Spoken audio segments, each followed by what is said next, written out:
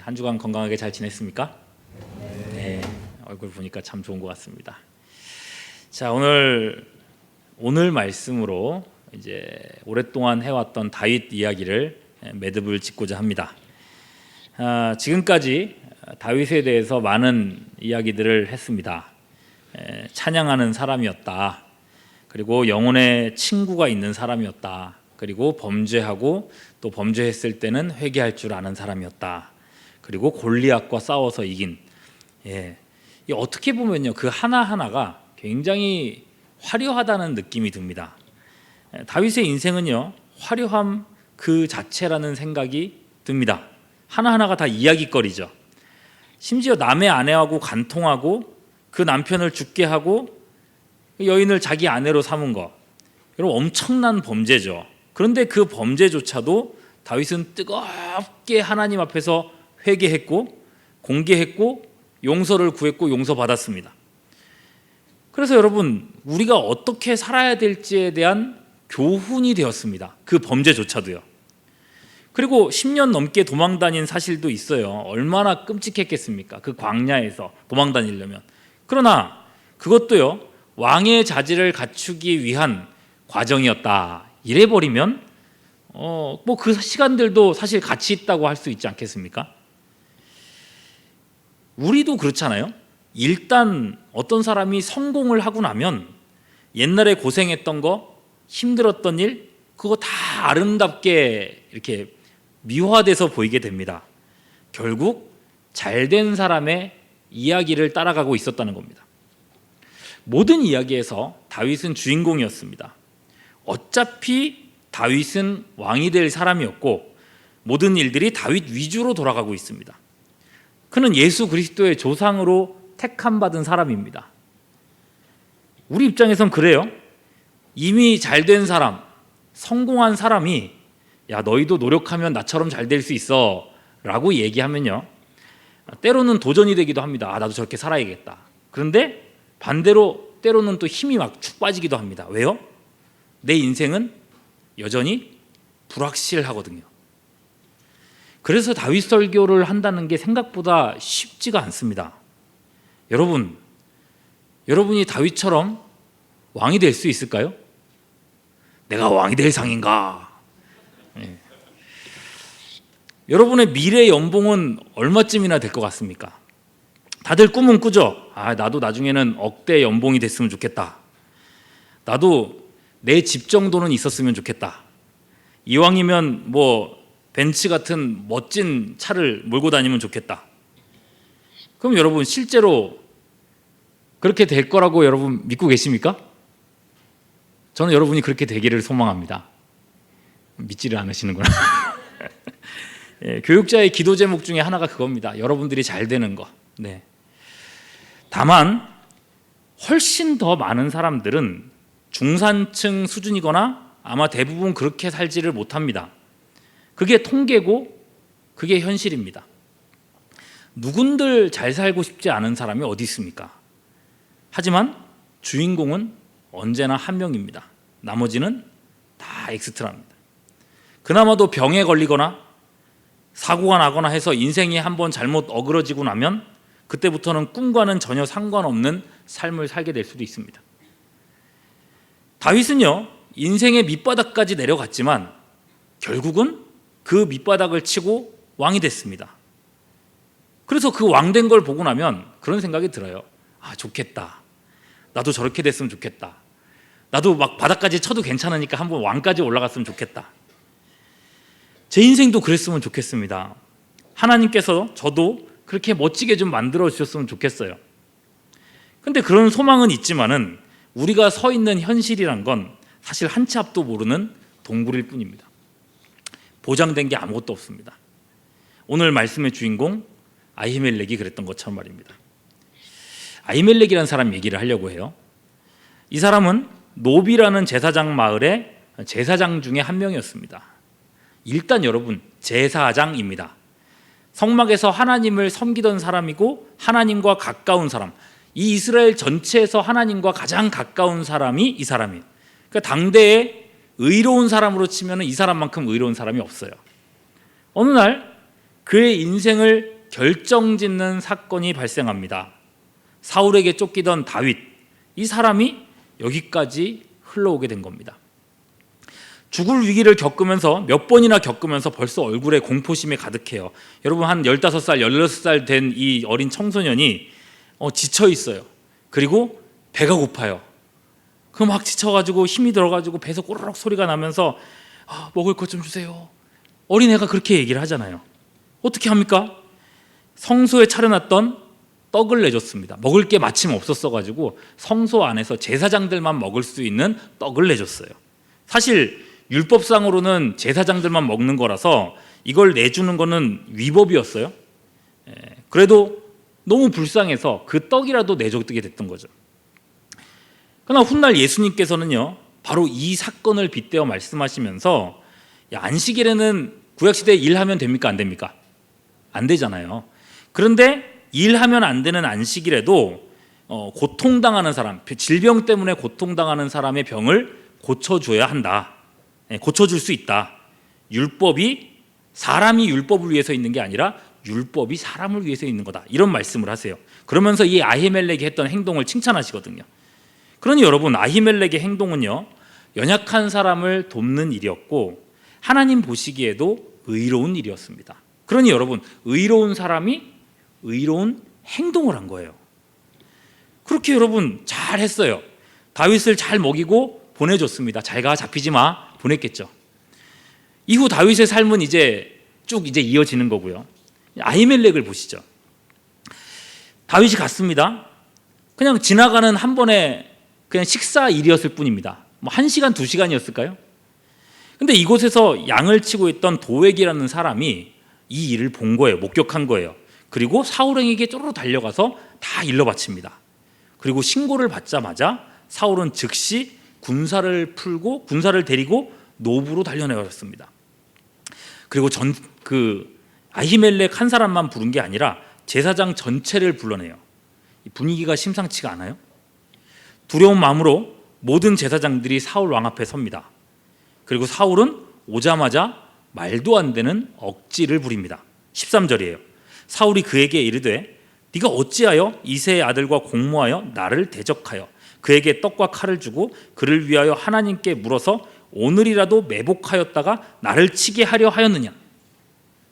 오늘 처음 받고 오늘 밥을 한 끼 먹고 보냈는데 왜 나를 반역하려고 했느냐라고 얘기하는 거예요. 이런 억지가 어디 있어요? 다윗에게 떡과 칼을 준 것이 사울 자신을 죽이기 위한 공모였다는 거예요. 반역죄로 몰아가는 거죠. 근데 이게 여러분 얼마나 무서운 말인지 몰라요? 옛날 시대는요, 살인죄보다 더 무서운 게 무슨 죄예요? 살인죄가 더 커요? 반역죄가 더 커요? 옛날에. 그쵸? 그걸 어떻게 알 수 있어요? 사람 죽이면 사람을 죽였어요. 그러면 그 죄는 누구만 벌하면 돼요? 죽인 사람은 그 죽인 사람만 벌하면 돼요. 근데 반역죄는 어떻게 해요? 삼족을 멸해요. 그죠? 일가 친척을 다 죽여요. 그러니까 반역죄가 옛날에는 더 큰 죄예요. 살인죄보다. 여러분, 이걸로 지금 다스리려고 억지를 부리고 있는 거예요. 이 무서운 상황에서 아히멜렉이 어떻게 반응한지 보십시오. 해명을 하죠. 그것도 자기를 위한 해명을 하는 게 아니에요. 14절 보시면요, 아히멜렉이 왕에게 대답하여 이르되 왕의 모든 신하 중에 다윗처럼 충실한 사람이 누굽니까? 그는 왕의 사위 아닙니까? 왕의 생명을 지키는 호위대장이잖아요. 왕실에서 존귀한 자로 누구나 인정하는 사람이 다윗 아니에요? 이렇게 얘기해요. 다윗의 신실함을 나보다 왕인 당신이 더 잘 안다는 거죠. 다윗한테 그러지 말라는 거예요. 그럼 여러분, 다윗의 편을 든 것은 올바른 행동이었습니다. 사실 하나님의 편을 든 거고요. 아히멜렉의 행동은 처음부터 끝까지 옳지 않은 게 없었어요. 의로운 사람이 의로운 행동을 하고 있었어요. 그런데 왕의 반응은 어떻습니까? 싸늘합니다. 다윗의 편을 들었다고 더 화가 났어요. 16절, 즉결 심판을 하죠. 아히멜렉뿐만 아니라 이곳에 있는 모든 제사장들에게 사형을 선언합니다. 주변 군사들에게 즉시 이들을 다 죽이라고 명령해요. 그런데 군사들이 움직여요? 안 움직여요? 안 움직여요. 왜? 다 들었거든요. 아히멜렉이 잘못한 게 없어요. 게다가 이들은 하나님의 제사장들이에요. 잘못도 없는 제사장들을 어떻게 죽여요? 이들이 주저하고 있으니까 사울은 이들을 고발했었던 도액에게 명령합니다. 네가 네 사람들 데리고 와서 죽이라 그래요. 도액은 하나님을 두려워하지 않는 사람이었습니다. 이방인입니다. 불의한 사람입니다. 사울의 명령이 떨어지자마자 즉시로 사람들을 몰고 가서 자기가 사형을 집행해요. 사람의 피를 맛보기 시작하더니 더 잔인해져요. 결국 이곳에 있었던 몇 명?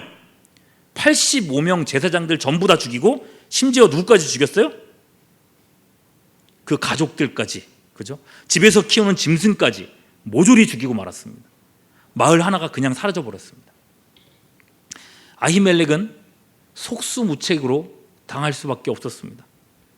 의로운 자가 불의한 자에게 죽임을 당합니다.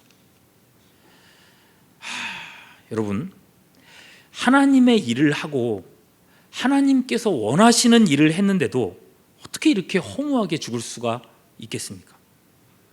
여러분, 다윗을 생각해 보세요. 다윗이 골리앗의 고향인 가드성에 도망갔어요. 그리고 가드왕 아기스 앞에 섰어요.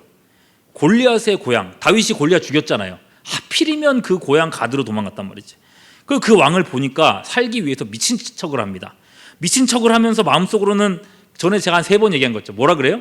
기도하죠. 뭐라고? 하나님 살려주세요. 이 위기를 넘기게 해주세요. 살려주세요. 정말 간절하게 기도했을 겁니다. 그리고 하나님은 그 소리를 들으시고 응답하셨어요. 살아났어요. 그래서 이 경험을 하고 나서 시편 34편 4절에서 이렇게 다윗이 노래를 합니다.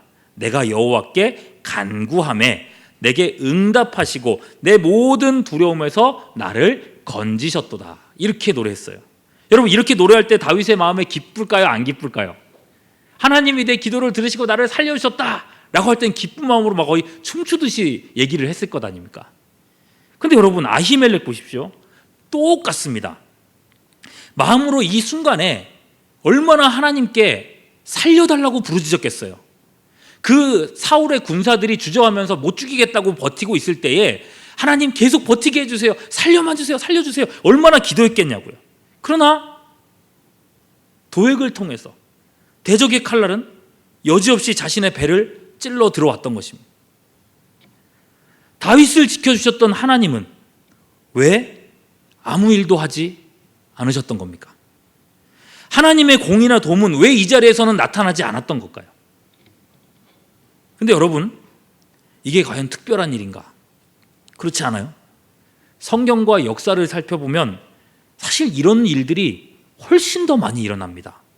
훗날에 다윗에게 죽은 밧세바의 남편 우리아를 생각해 보십시오. 전쟁터에서 죽었어요. 오직 나라를 위해서, 왕을 위해서, 하나님을 위해서 충성했던 사람이거든요. 왜 죽어야 됐습니까? 다른 사람도 아닌 자기의 죽은 다윗이 자기 아내를 뺏으려고 한 짓입니다. 전쟁터에 있는 다른 지휘관들을 사주합니다. 우리아만 두고 갑자기 격전지에서 후퇴하게 해서 무참히 혼자 남아서 죽게 만들었습니다. 우리아는 자기가 왜 죽었는지도 모르고 죽었습니다.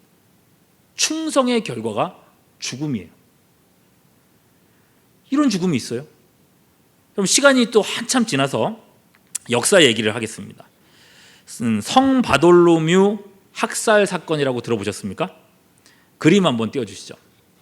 예, 이게 프랑스와 디부아라고 하는 사람이 그린 그림인데 네이버에서 검색하면 이 그림이 안 나와요. 구글에서 검색하면 이 그림 많이 나옵니다. 무슨 뜻인지 아시겠어요? 여러분, 1572년 8월 24일 주일에 성 바돌로뮤 가톨릭의 축일이었는데 그때에 왕의 명령이 떨어집니다.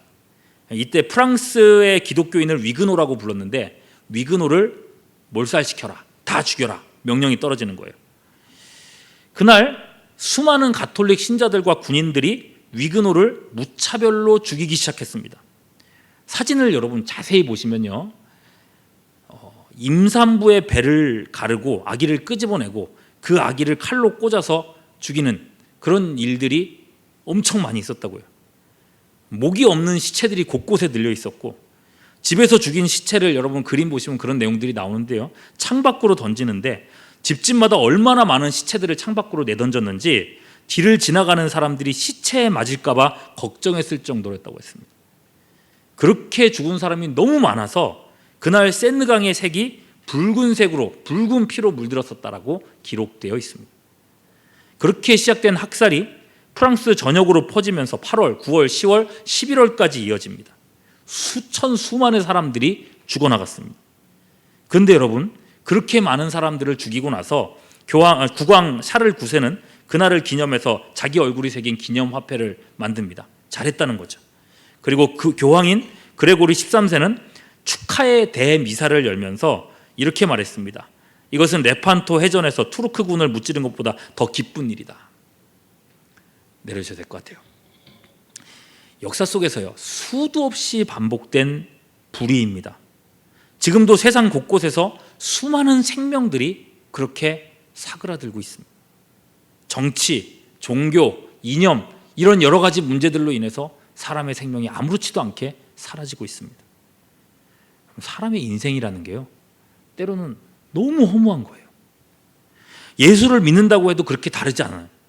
오히려 의롭게 살아서 손해보는 일들이 생겨납니다. 하박국 1장 13절, 얼마나 답답했는지 이 선지자는 이렇게 외쳤습니다. 주께서는 눈이 정결하심으로 악을 참아 보지 못하시며 패역을 참아 보지 못하시는 분 아닙니까? 어찌하여 거짓된 자들을 방관하시고 악인이 자기보다 의로운 사람을 삼키는데도 잠잠하십니까? 여러분, 이 약한 세상 속에서 죄악은 득세하고 의인은 사라져 가더라는 거예요. 여러분, 사람이라는 게요, 정말 아무것도 아닙니다. 누구도 기억하지 않는 작은 존재들. 창세기 3장 19절 보면요, 이렇게 말씀해요. 너는 흙이니 흙으로 돌아갈 것이니라. 뭐라고요? 흙이라고. 여러분, 이게 인생이에요. 이게 우리예요. 흙덩어리에 그저 하나님의 숨결이 부러져지는 것, 그게 우리들입니다. 근데 여러분, 그 흙도요, 많은 흙이 아니더라고요. 화장장 가서 이 화장을 하고 나잖아요. 그러면 뼈만 남아요. 그 뼈를 분쇄해서 갈아서 이렇게 보여줘요. 그럼 정말 요만큼밖에 안 됩니다. 그 커다란, 덩치 커다란 사람들도 갈고 나면 이 정도밖에 안 돼요. 한 주먹거리예요. 여러분, 하나님이 우리를 보실 때는 어떨까요? 인간은 하나님 보시기에도 그렇게 하찮은 존재일까요? 그분이 보시기에도 미미하고 쓸모없는 그런 흙덩어리일 뿐일까요? 내가 성공하든 실패하든, 시험에 떨어지든, 성적이 어떻게 나오든, 직장 사람들과 어떻게 지내든, 내 연봉이 어떻게 되든 그분과는 상관없는 일일까요? 미미한 존재들, 니네가 어떻게 살다 죽든지 나랑은 상관없어. 근데 여러분, 이 흙덩어리들을 위해서, 아무것도 아닌 이 존재들을 위해서 가장 높으신 조물주, 만물 위에 계신 하나님이 자신의 독생하신 아들 예수 그리스도를 대신에 죽게 만드셨다는 겁니다. 그리고요, 우리에게 성령을 부어주시는데, 성령은 하나님의 영이시잖아요. 우리 안에 성령을 부으셨다는 건 뭐예요? 하나님 자신을 우리 안에 부어주셨다는 거예요. 쏟아 부어주셨다는 거예요. 하나님은 우리를 적당히 동정하시거나 약간의 긍휼을 베풀어 주신 게 아닙니다. 우리 자신에게 자신의 모든 것들을 쏟아 부어 주셨다는 겁니다. 우리가 하찮아요? 별거 아니라고요?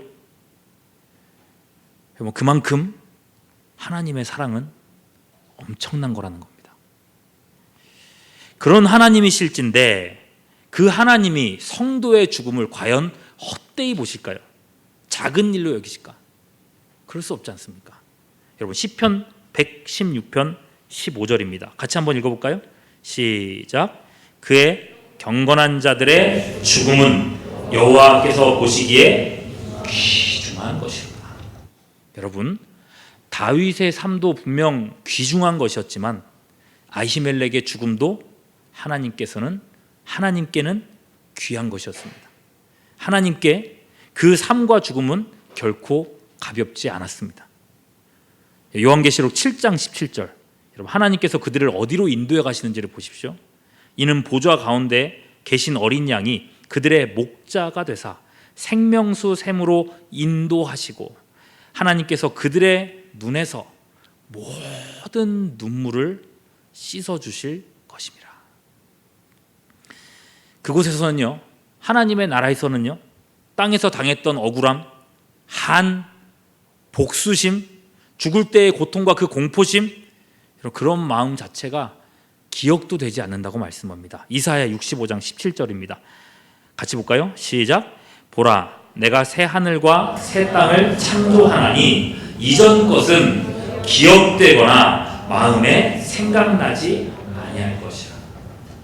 우리가 나아갈 곳, 우리가 영원히 살 곳이 바로 이런 자리라는 거예요. 여러분, 이 영원한 은혜의 나라를 생각한다면 땅에서의 고통과 비참한 시간은 사실 찰나와 같은 시간에 불과합니다. 세상에서 시간만 생각해 보세요. 5,000년 한국 역사에서 여러분의 살아가는 시간은 얼마만큼이나 될까요? 별거 아니에요. 과학자들의 말만 따라 지구의 역사가 1억 5천만 년 이상이 된다고 한다면 여러분, 그 시간 속에서 여러분들이 살아갈 80, 길어야 100년의 인생은 살만한 가치가 될까요? 아니요. 하물며 우리가 나아갈 곳은 그 시간조차도 초월한 영혼의 세계입니다. 어쩌면 이 땅에서 우리 인생은 다윗보다는 아히멜렉에 더 가까울지도 모르겠습니다. 다윗처럼 화려하고 성공적인 인생을 살 사람들이 얼마나 될까요? 그러나 우리네 인생이 먼지처럼 보잘것없게 될지라도 그게 여러분들의 인생을 규정짓는 것이 결코 아닙니다. 그 인생을 위해서 하나님은 당신의 모든 것을 쏟아부어 주셨습니다. 여러분, 하나님 나라에서는 과연 누가 큰 사람일까요? 마태복음 11장 11절 말씀이에요. 내가 진실로 너희에게 말하노니 여자가 낳은 자 중에 세례 요한보다 큰 이가 일어남이 없도다. 그러나 천국에서는 극히 작은 자라도 그보다 크니라. 큰 일을 한 사람, 큰 일을 이룬 사람이 큰 자가 아니라는 겁니다. 다윗처럼 막 성공적이었으면 좋겠지만 그렇지 않아도 된다는 거예요. 크신 하나님이 자기 생명으로 대가를 치르신 이 작은 자 하나, 그 존재 자체가 진정으로 큰 자라고 말씀하고 있어요. 굳이 인간론을 말하지 않아도 돼요. 우리는 종종 자신의 하찮음 때문에 얼마나 머리를 쥐어뜯습니까? 왜 내 인생은 이거밖에 안 되지? 왜 나는 이렇게 비참하지? 그럴 때 여러분의 기도를 들으시는 하나님을 기억하시기 바랍니다. 여러분, 기도하시잖아요? 기도에 대해서는 우리는 이렇게 생각하잖아요. 내가 하나님께 기도했더니 하나님이 응답하셨다. 이 말에서 우리는요, 종종 기도하는 나를 강조합니다. 내가 기도했다.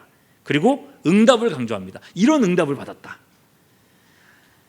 내가 얼마나 많이 기도했는데 그러니 하나님 응답해 주셔야지, 그렇게 생각해요. 강조점이 어디 있어요? 나예요. 그래서 응답이 안 되면 기도하는 나는 실망하고 말죠. 또는 응답에 집중합니다. 응답이 크면 내가 기도를 잘해서 하나님 응답해 주셨나 보다 생각해요. 그러나 응답이 만족스럽지 않으면 또 거기서 실망하죠. 실망하고 좋아했다가 실망했다가. 아니에요. 여기서 중심은요, 하나님입니다. 하나님이 크게 보여야 됩니다. 우리의 신앙의 핵심은 하나님이세요. 우리를 창조하셨고 우리를 구원하신 하나님이라는 겁니다. 그리고 우리는 저 천국에서 그 하나님을 만나게 될 겁니다. 여러분, 우리 신앙의 삶과 핵심은 우리를 위해서 모든 것을 쏟아주신 하나님이십니다. 하나님을 높이고 하나님이 내 인생의 전부가 되실 때에 어떤 것도 우리를 좌절하게 만들지 못합니다. 심지어 사도 바울은요, 하나님을 높이게 됐을 때 이렇게 말했습니다. 빌립보서 1장 21절. 이는 내게 사는 것이 그리스도니 죽는 것도 유익함이라. 여러분, 누가 이런 말을 할 수 있겠습니까? 솔리 데오 글로리아, 오직 하나님께 영광이 되는 사람. 우리가 앞서 사진을 봤었잖아요. 성 바돌로뮤 대학살 때에 많은 사람들이 그렇게 죽임을 당하면서 외쳤던 말이 바로 이 말입니다. 솔리 데오 글로리아, 하나님께 영광. 그리고서 그 사람들은 자기를 죽이는 사람들을 위해서 기도하며 죽어갔습니다. 그렇게 해서 그들은, 그날의 죽음은 교회의 씨앗이 되었다고 역사가들은 말하고 있습니다.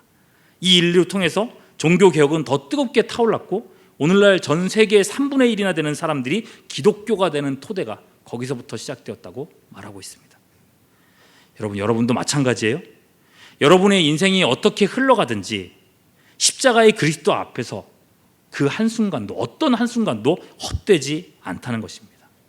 여러분의 인생은 천국 영생에 잇대어 있습니다. 결론입니다. 여전히 여러분 다윗의 인생을 꿈꾸며 살아가시기를 바랍니다. 다윗의 성공이 여러분들의 성공이 될 수 있기를 주님의 이름으로 축원합니다. 그렇게 살아가십시오. 그러나 여러분, 그렇지 못할지라도 여러분의 가치는 조금도 달라지지 않습니다. 이 자리에 있는 모두가 십자가 앞에서 우리를 위해서 모든 것을 쏟아부으신 그분 앞에서 똑같이 당당한 인생들 될 수 있기를 주님의 이름으로 축원합니다. 기도하겠습니다. 오늘 이 자리에 예수님이 핏값으로 사신 지체들이 모여 있습니다. 한 사람 한 사람 하나님 나라의 큰 자들이며 존귀한 하나님의 백성들입니다. 우리네 현실로 우리 자신을 규정짓지 않게 하시고 시간을 살지만 영혼을 바라보며 땅을 딛고 살지만 천국을 바라보는 구원의 자녀들 되게 하여 주시옵소서. 원하옵기는 많은 지체들이 다윗처럼 살도록 도와주시기를 원합니다. 영혼의 친구를 사귈 수 있고 진정한 회개를 할 줄 알며 찬양의 기쁨이 있고 골리앗과 같은 벽을 뛰어넘는 믿음의 영웅등 될 수 있기를 바랍니다. 그러나 그리 아니하실지라도 우리의 영적 자존감은 여전하여 마귀의 거짓된 속삭임을 깨트리는 능력이 되게 하여 주시옵소서. 주님께 우리 모두를 의탁하오며 우리 구주 예수 그리스도의 이름으로 기도하옵나이다. 아멘. 우리 시간 함께 찬양했으면 좋겠어요. 방금 우리 말씀 전에 했었던 찬양 있잖아요. 주만 의지해, 맞죠? 예, 우리 말씀 생각하시면서 우리 인생을 이끌어 가시는 주님을 바라보면서 함께 찬양했으면 좋겠습니다.